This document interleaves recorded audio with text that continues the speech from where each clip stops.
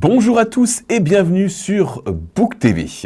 À la une de ce JT, la déclaration choc de Richard Malier lors de la cérémonie des vœux du maire qui a annoncé ne pas se représenter en 2026 et démissionner avant l'été. Nous décrypterons les conséquences de cette décision dans quelques instants. Nous reviendrons aussi sur un événement qui a eu lieu cette semaine, organisé par le comité de jumelage et qui a mis l'Italie à l'honneur. Puis Sabine nous présentera les sorties de la semaine et Sophie, la météo. C'est devant une foule immense réunie à l'occasion de la cérémonie des vœux du maire aux Terres Blanches que Richard Malier a conclu son discours en expliquant qu'il ne briguerait pas un nouveau mandat et qu'il se retirerait avant l'été. Une déclaration surprise qui a beaucoup ému le public, mais aussi le maire lui-même. Reportage.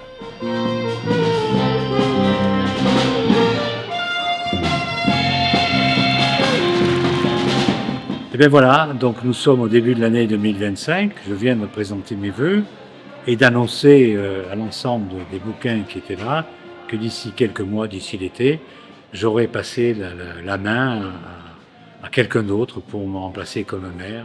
J'ai pris une décision importante. Je ne briguerai pas de nouveau mandat. Les élections municipales sont en mars 2026. C'est une décision mûrement réfléchie, empreinte de sérénité et de gratitude.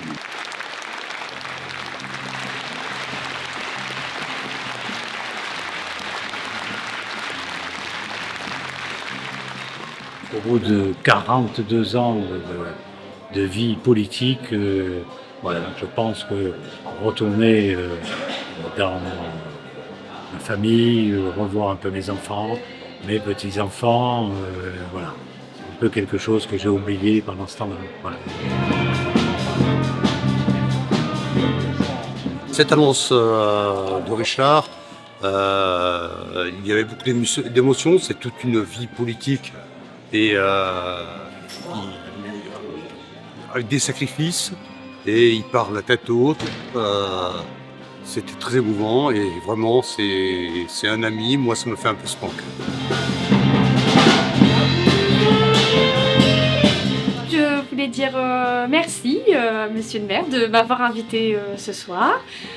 J'ai été très touchée de recevoir cette médaille.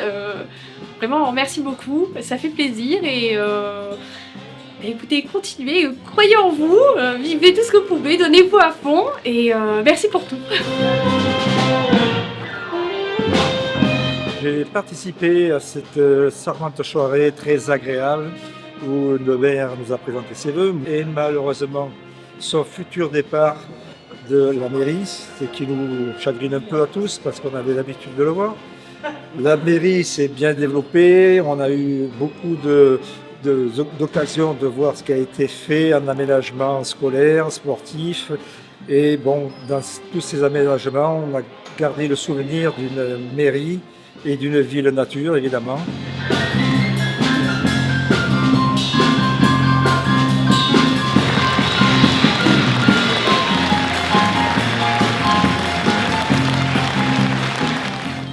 Et je reçois Mélanie Giba, la directrice du service élections et affaires générales. On va essayer de décrypter ce qui va se passer dans les prochains mois. Mais tout d'abord, revenons rapidement sur ce parcours. Richard Malier, c'est la personnalité publique bouquine de tous les superlatifs. En effet, Bernard, la carrière de Richard Malier est impressionnante. 42 ans de vie politique, 24 ans comme maire, un record de longévité pour cette fonction à Bouc-Bélier. Élu 2 fois député ainsi que premier questeur de l'Assemblée nationale. Élu à 3 reprises au conseil départemental. Président du SDIS 13 depuis 10 ans. 13 campagnes à son actif. Alors Richard Malier a déclaré, je le cite, qu'il passerait le flambeau d'ici quelques mois pour laisser place à de nouvelles idées, à de nouvelles énergies et à une nouvelle génération d'élus qui sauront poursuivre ce qui a été fait par l'équipe. Alors concrètement, que va-t-il se passer dans quelques mois ? Dans quelques mois, le maire va remettre sa démission, a priori avant l'été, et une séance du conseil municipal sera alors organisée pour élire un nouveau maire. Alors c'est un point important à préciser, Mélanie. À ce moment-là, les bouquins ne seront pas encore sollicités pour voter et c'est le conseil municipal qui élira le nouveau maire. Oui, et il sera élu parmi les conseillers municipaux qui siègent actuellement au conseil municipal pour une durée de 6 ans. Les élus voteront également pour élire de nouveaux adjoints. En revanche, en mars 2026, tout comme le reste du pays, les Bouquins voteront pour des listes composées à Bouc-Bélair de 33 personnes. Ces listes composeront le conseil municipal qui, à nouveau, élira un maire. Celui-ci est généralement la tête de la liste majoritaire. Oui, celui que l'on voit généralement en photo sur les affiches. Une dernière précision, certaines personnes s'inquiètent pour la santé du maire. Celle-ci a-t-elle à voir avec cette décision ? Pas du tout. Le maire est en bonne et pleine santé. L'une des raisons qu'il invoque est de profiter de sa famille. De plus, il conserve ses mandats de conseiller départemental, président du SDIS, ce qui n'est pas de tout repos. Merci Mélanie, les choses sont claires. Cette semaine, l'Italie a été mise à l'honneur par le comité de jumelage qui a organisé un ciné-club avec la diffusion d'un classique italien. Book TV était présent.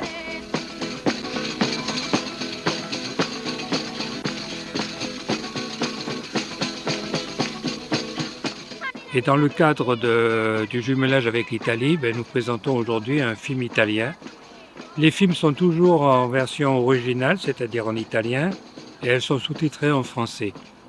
Le film que nous présentons aujourd'hui, c'est un film qui parle d'une danse qui s'appelle la pizzicata, qui est la tarentule en quelque sorte, qui est d'une région du sud de l'Italie, de la région des Pouilles, où il y a eu une légende qui disait que les femmes étaient piquées par la tarentule et que pour se soigner, il fallait qu'elles dansent.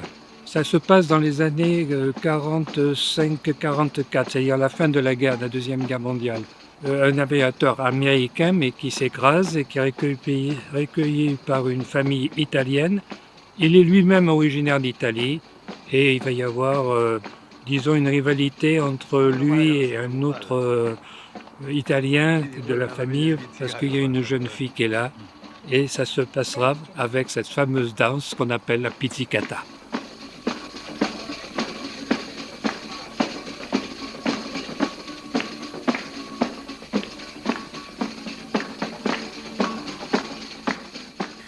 Et on retrouve Sabine pour les sorties de la semaine. Bonjour Sabine, et on commence par un spectacle.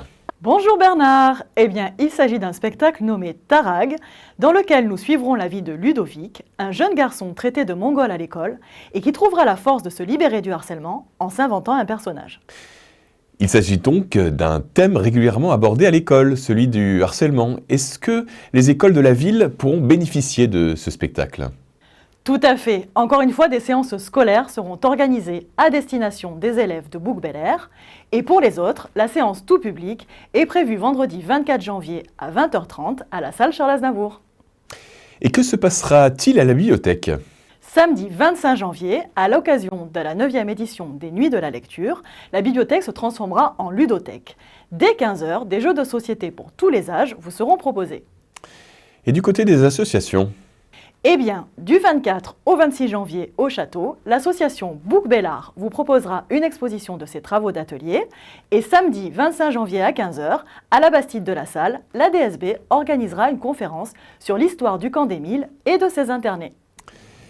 Merci Sabine, et on passe à la météo avec Sophie. Sophie, quelle semaine nous attend ? Bernard, ce sera une semaine placée sous la grisaille. Notre beau soleil de Provence aura bien du mal à traverser les nuages. Bon, ce n'est pas très exaltant. Il n'y aura même pas un petit rayon de soleil ? Il faudra patienter jusqu'à jeudi et il sera bien timide. Mercredi, nous aurons même un épisode de pluie dans la matinée. Les autres jours, jusqu'à lundi prochain, seront gris et maussades, mais il ne devrait pas y avoir de pluie. Il y aura du vent qui pourrait bien chasser ces gros nuages menaçants. Côté température, pas de gelée prévue et des températures plutôt douces entre 3 et 9 degrés le matin et une moyenne de 13 degrés pour les après-midi. Le dicton de la semaine à la Saint-Vincent, claire journée, vous annonce bonne année. Nous verrons donc demain si l'année s'annonce bonne. Des fêtes à souhaiter cette semaine, peut-être ? Bien sûr, Bernard. À l'honneur cette semaine, il faudra fêter les Vincent, les Barnard, les Paul et les Angèles. Merci Sophie, et puis merci à vous tous de nous avoir suivis. À la semaine prochaine pour un nouveau JT.